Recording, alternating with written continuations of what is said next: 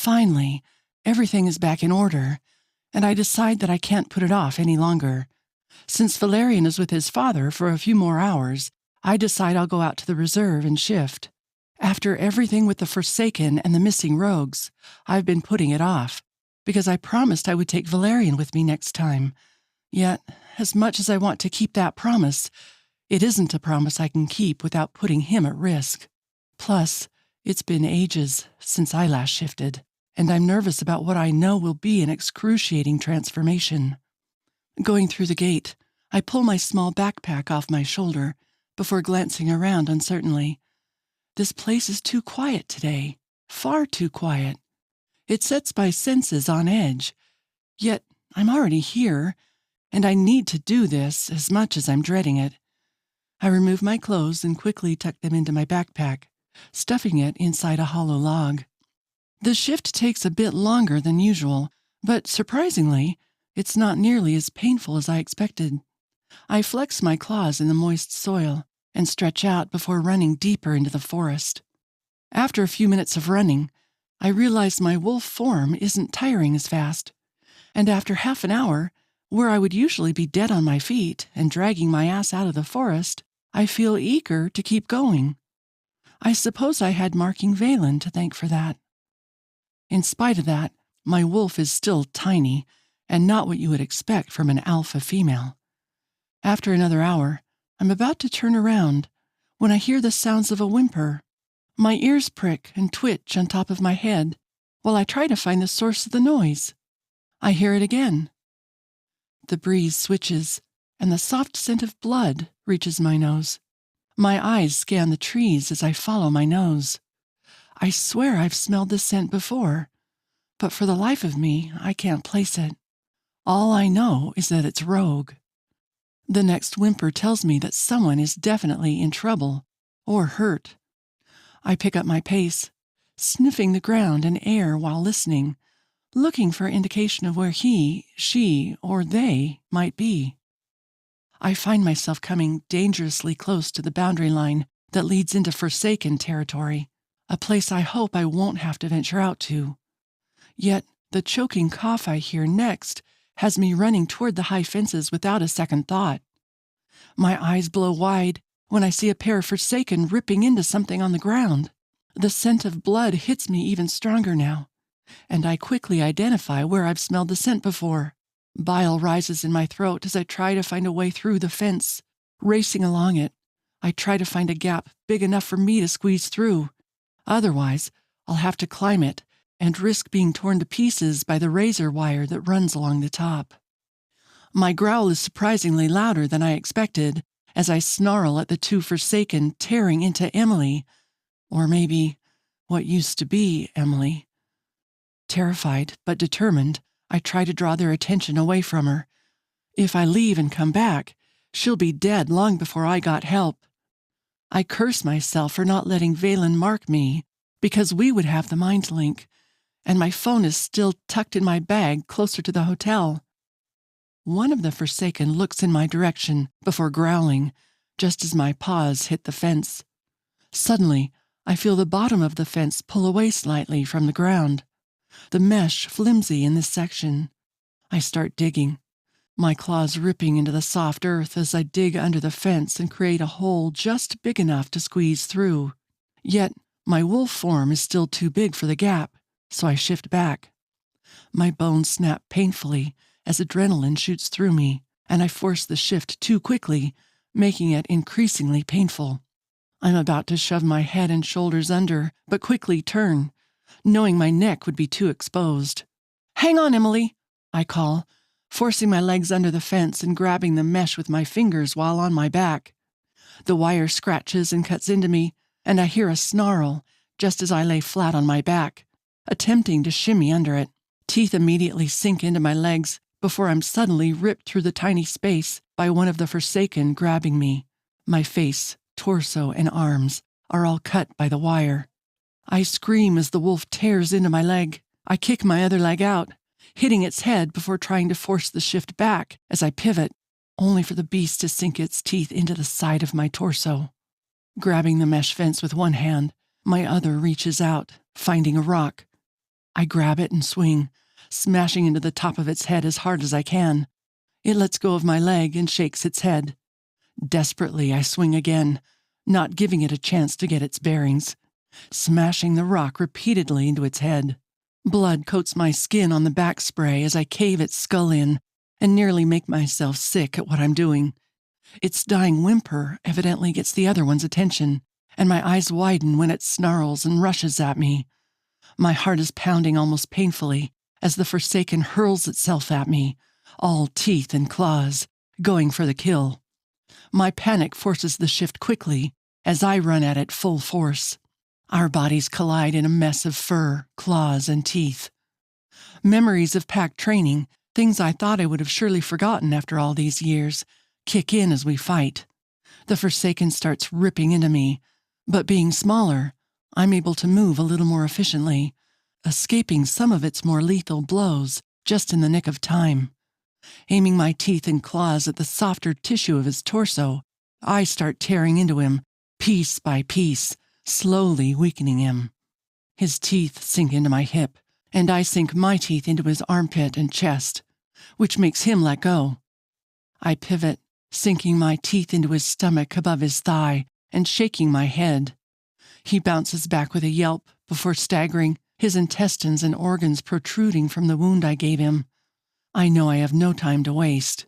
I immediately clamp my jaws onto his neck and shake my head. His body falls limp on the ground.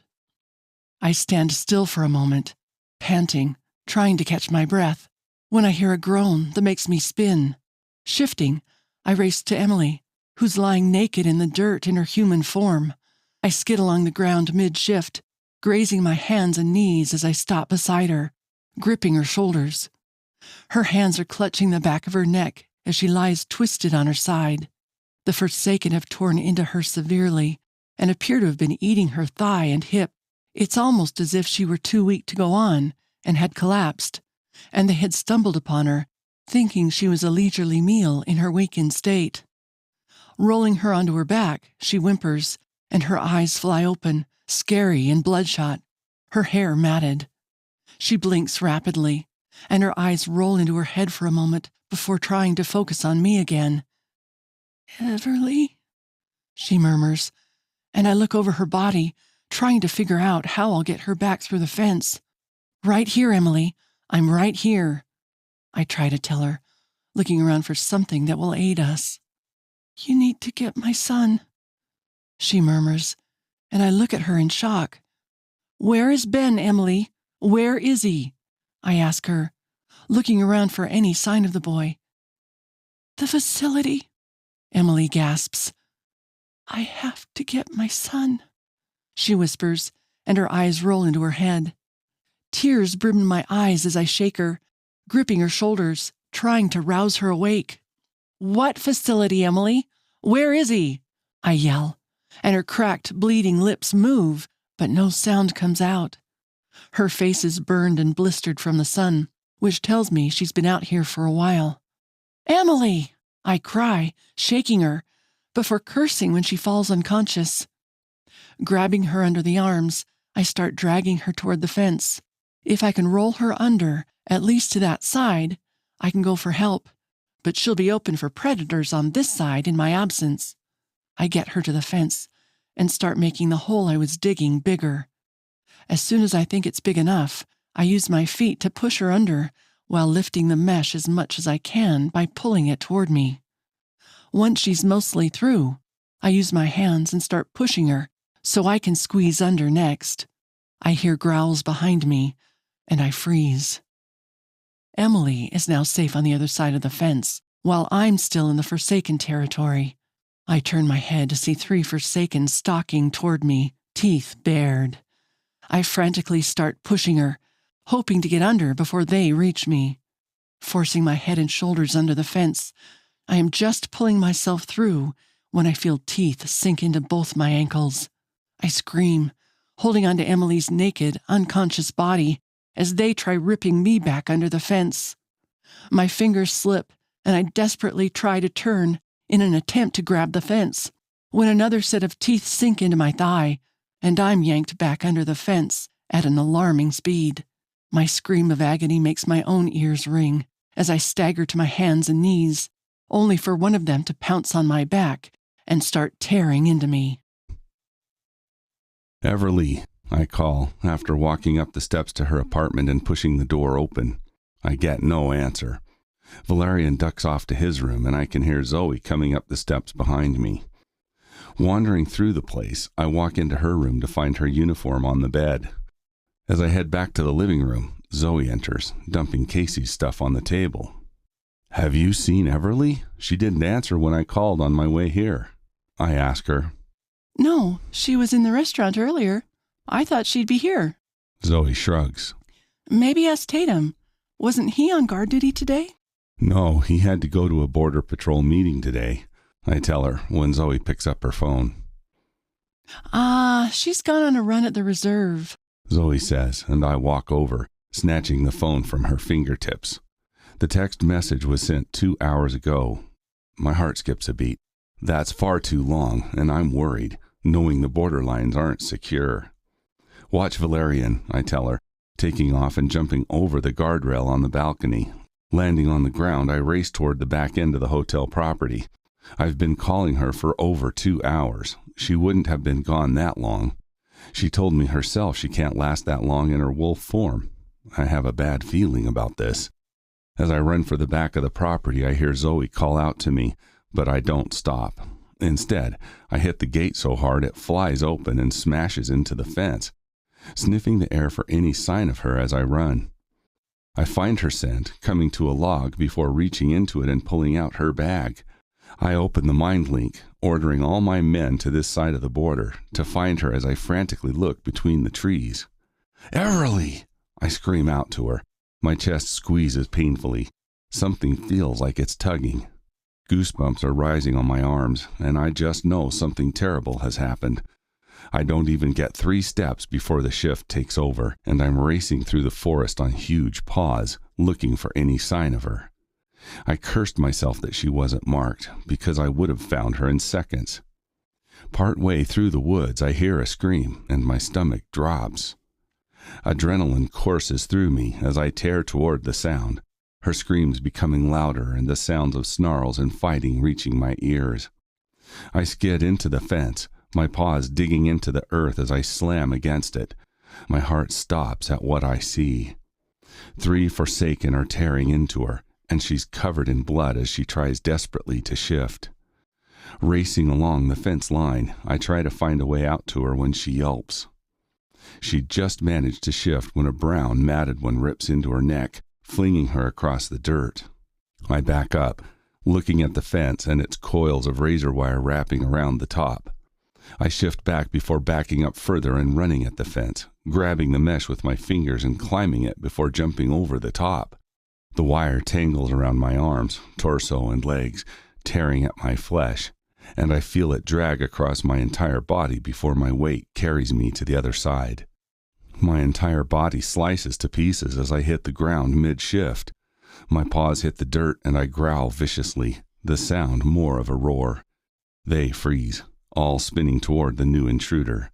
My eyes immediately go to Everly, who is trying to crawl away, looking on the verge of death. One of her legs is broken, her shin bone jutting out past her skin, and I can't see a clear speck of flesh that isn't drenched in blood. The Forsaken turn their full attention on me, snapping and snarling as they try to circle me. Not giving them time to make the first move, I attack, tearing into one while the other 2 rip into me.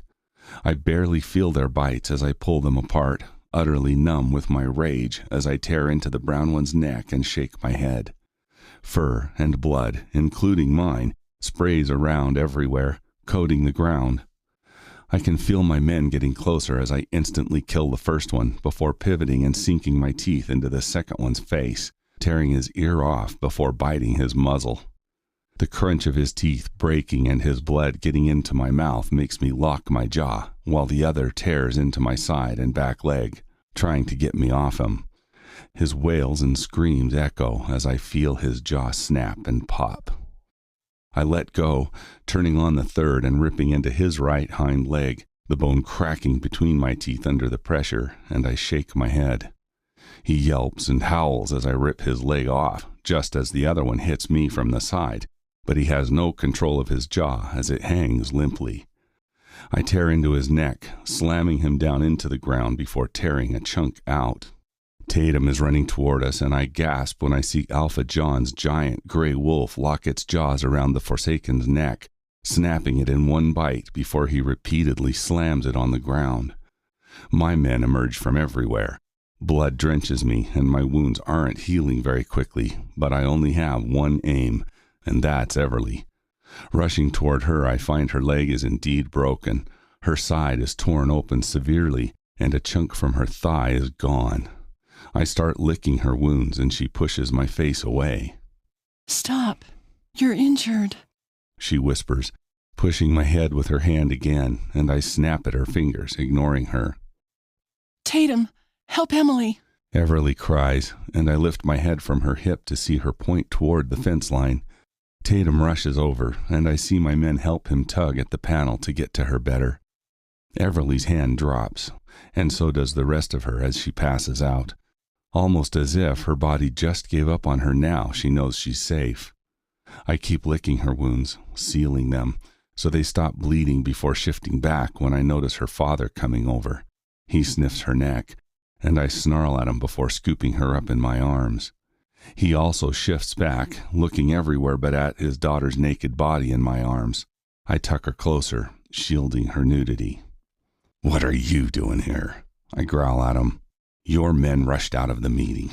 I figured something had happened and followed." He snaps back at me. His eyes go to Everly's face, her head falling back in my arms. "She's going to be all right?" he asks, before clenching his jaw and looking away. "She will be," I tell him, turning my back on him and stalking off to the pulled-down fence. "Get your men to fix that fucking fence, John. They were supposed to be on patrol today," I call over my shoulder. He growls but says nothing as I step through into the reserve. One of my men scoops up Emily and I stop. The girl doesn't look too good. "She okay?" "No idea," he says. "Get her to the PAC hospital," I tell him, and he takes off, running with her. Already mind-linked for ambulances, they'll be waiting out front. I told Marcus to hang back for him. He's out there flagging them down, Tatum says, and I nod before looking at my other man. "Guard the fence until John's men get here to fix it," I command. "Yeah, boss," I hear them say, just before I take off running. I place Everly in the waiting ambulance, ordering Marcus to watch Valerian for me since he's still with Zoe. Once we get to the hospital, Emily is placed in a medically induced coma. They have no idea what's wrong with her. However, Forsaken saliva can be poisonous. The number of bacteria they carry has baffled us for years. We aren't certain why, but something changes in their DNA once made Forsaken, which is part of the reason our city rarely banishes people. Everly is slowly healing and has IVs of fluids and antibiotics coming out of her everywhere. The infection ravaging her body is mild, and the few wounds I received have already healed. I've noticed that Forsaken bites have never really affected me. Something to do with the same genetic mutation in my bloodline that results in amber eyes, which is now shared with Valerian. Everly, however, doesn't share it, although marking me seems to have some effect on her ability to heal a little quicker, whereas Emily is knocking at death's door. I've been sitting here at Everly's side for 3 days now, waiting for her to wake up.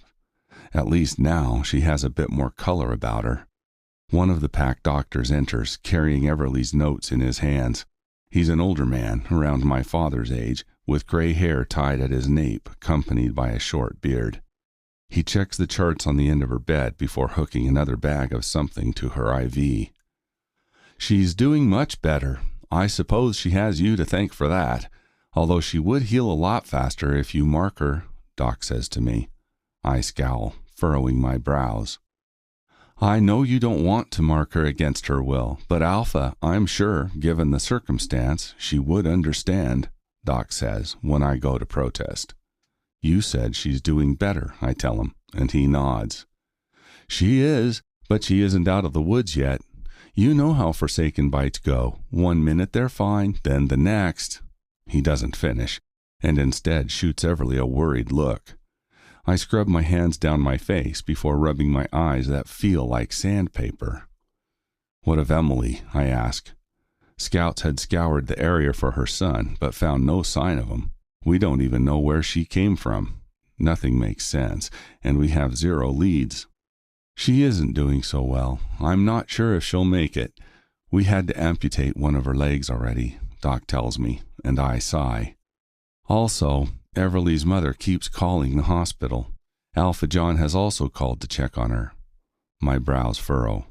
For years they wanted nothing to do with her, and now, suddenly, they give a shit? What did you tell them? I ask him. Nothing, of course.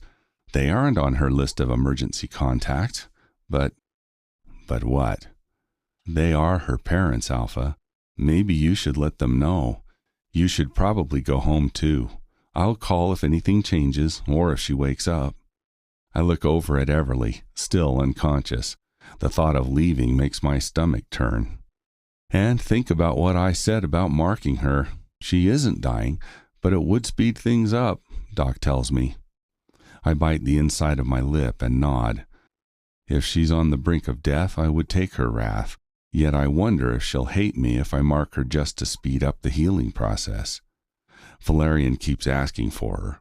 I've managed to shield him away from what's really going on, but that will only last so long before he demands to see her.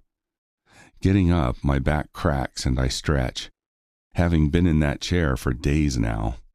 I walk over to her bedside, running my fingers up her arm. Sparks zap at my fingers from the bond, and goosebumps rise on her arms from my touch. "Forgive me," I whisper, leaning down and cupping the back of her neck. I kiss her lips and tilt her head to the side, feeling my canines elongate. I sink them into her neck. Sparks rush over my body everywhere, and I can taste the remnants of the poison in her blood, taste it on my tongue before I feel my heart thump erratically in my chest. My chest feels like it's expanding, the bond forging, and I feel the moment our souls entwine. Her sleepy state rolling over me, she moans in her sleep. She's always reacted to my touch, even comatose it seems, but this is something else. There's a deep longing, like she's fighting to come back to me. Plus, her worry for Valerian. So many things plague her even while in this state, and I can feel everything that makes her bleed into me. Everly completes me and fills a void I wasn't aware existed until I marked her. Moving her over on the small hospital bed, I climb in beside her, not wanting to leave her side, hoping my warmth and our bond will be enough to rouse her awake, while also praying she doesn't want to kill me when she wakes up and realizes I marked her without consent. But Doc is right. It will speed up her ability to heal. And she has our little boy waiting at home with my father for his mother to come home. I end up falling asleep beside her, only to wake up when my phone starts vibrating in my back pocket. I quickly look at Everly, but there's no change. She remains unconscious. Pulling my phone out, I yawn and glance at the screen. My father's calling. Answering it, I hold the phone to my ear. "Yep," I say, shortness in my tone. We still aren't talking yet, but I trust no one more than my father with Valerian. He may be why my mother is dead, but he was a good father, and I know he would protect my son with his life. Valerian wants to see his mother. Now don't be mad, but I've brought him to the hospital. We're downstairs. I growl. I don't want Valerian to see her like this. "Valen, don't make my mistakes. Don't keep him from her," my father says to my silence. "I would never make your mistakes, father," I tell him before giving him the room number. I hop off the bed, trying my best to cover her a little better and hide the tubes and needles in her veins. However, it's pointless. Nothing I do will shield our son from her helpless state. Hearing a knock on the door, what feels like moments later, I open it to see my father. Valerian stands there, peering around him with frightened eyes. I glare at my father. He shrugs. "You shouldn't have brought him here. He looks terrified," I tell my father, reaching down to pick up my son. "He misses his mother and you. What else was I supposed to do? He refused to go to school until he saw her, he answers. I growl, turning to look at my son. His eyes peer over my shoulder at his mother. I step into the room and my father follows, standing off to the side. See, she's all right. She's just sleeping, I tell Valerian, squeezing him tight. It feels like ages since I saw him last. When will she wake up? Valerian asks, kicking his legs to hop down. I place him on his feet and hesitantly walk over to her. His eyes wander over her, and he tries to climb on the bed. I sigh, grabbing him around the waist. Mommy has needles in her arms. You have to be careful, I say. I want to lay with her, Valerian whines, clutching her blankets, and I look to my father. He presses his lips in a line and nods toward the bed. I suck in a breath. Okay, just let me move her around, but you have to stay still, I tell Valerian, and he nods. I rearrange the cords and different devices attached to her, and my father helps me prop her up better so she's kind of on her side. She doesn't show any kind of response as we move her around, which terrifies me. I get nothing through the bond unless my skin actually touches her. Lifting Valerian up, he rolls on his side to face her, sharing her pillow while my father and I try to untangle the cords attached to her hands. I end up draping her arm over him so the IV doesn't kink. The trickiest part is moving her around and not ripping out the catheter. Thankfully, I manage it, because that would be embarrassing, being scolded by the doctor for moving her when I probably shouldn't. If you want to hop off, tell me, I tell him, but he snuggles down under the blanket with her, his finger tracing over her face. I sigh and fall back into the chair. Go get a coffee and something to eat.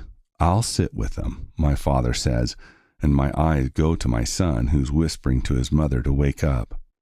With a nod, I get up when Valerian speaks. You marked her? He asks, sitting up on his elbow and glancing down at the wound on her neck.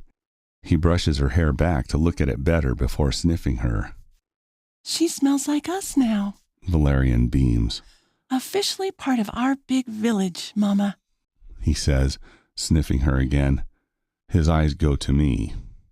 So that means we can come live with you now? Your house is bigger. Let's just see what happens when your mother wakes up.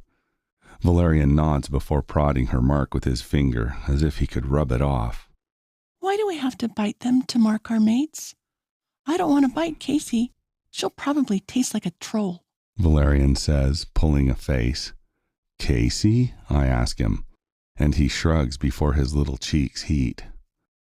I think the little man has a crush, my father announces with a chuckle. I do not, Papa, Valerian says, glaring and pursing his lips angrily. Then why would you say you didn't want to bite Casey because she'd taste like a troll? I laugh. Because she'll be my mate, Valerian announces, and I scratch the back of my neck awkwardly. But what if she isn't? I ask him. But she's my best friend. But so is Taylor. I don't want to bite them and get girl germs, he says, confused.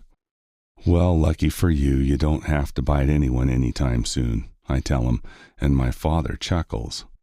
But aren't mates our best friends? Yes, in a sense, but not all mates grow up together, Valerian. Casey and Taylor may have someone else for a mate, I try to explain. No, I'm their best friend. They can't have another boy as a best friend. Valerian growls, startling me. I thought you said Casey was annoying, I laugh. She is, and she's messy. So is Taylor, Valerian states. Can I have two mates? I laugh, turning to my father. Have fun, I laugh, ditching him with the awkward questions. But, my father complains, looking like he also wants to bail out with me. Sucker. I'll bring you back some coffee, I tell him, laughing as I duck out of the room. Heading to the cafeteria, I order something to eat, grabbing something for Valerian and my father too. After waiting for my order, my name gets called and go to the counter to retrieve the bag and cup tray. Turning around, I sigh when I see John and Ava looking out of place in my pack hospital